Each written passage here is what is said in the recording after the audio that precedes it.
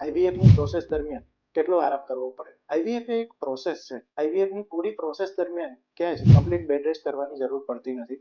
હા, ઓવમ પિકઅપ જે દિવસે બીજ બહાર કાઢીએ તે દિવસે હલકું એનેસ્થેસિયા આપેલું હોય એટલે એક દિવસનો આરામ કરવો જરૂરી છે. ત્યારબાદ બાળક ટ્રાન્સફર કર્યા પછી બાળક 10 થી 12 કલાકની અંદર અથવા તો વધુમાં વધુ 24 કલાકમાં બાળક ગર્ભાશયમાં ચોંટી જાય છે.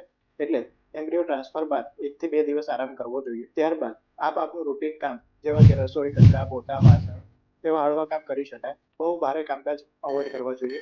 લાંબુ ટ્રાવેલિંગ અવોઇડ કરવું જોઈએ. જોબ તમે કરતા હોય અને ફિઝિકલ વર્ક ના હોય તો તમે ડેફિનેટલી એમ્બ્રિયો ટ્રાન્સફરના 2 દિવસ પછી તમારી જોબ કન્ટિન્યુ કરી શકો. IVF એક પ્રોસેસ છે. બાકી એકવાર બાળક ચોંટી ગયા પછી નેચરલ પ્રેગ્નન્સીની જેમ જ ગ્રોથ થતો હોય છે. તેથી IVFની પૂરી પ્રોસેસ દરમિયાન ક્યાંય જ કમ્પ્લીટ બેડ રેસ્ટની જરૂર પડતી નથી. સિવાય કે બ્લીડિંગ કે એવું કાંઈ થાય તો બ્લીડિંગ કે એવું કાંઈ થાય તો નેચરલ પ્રેગ્નન્સીમાં પણ આપણે આરામ કરતા જોઈએ છીએ. IVF એક પ્રોસેસ છે. આ પ્રોસેસ દરમિયાન નેચરલ બર્તન જ કરવું જોઈએ. રૂટીન રોજિંદી બધી દૈનિક ક્રિયાઓ ચોક્કસપણે કરી શકાય. કમ્પ્લીટ આરામની સહેજ પણ જરૂર પડતી નથી. Thank you.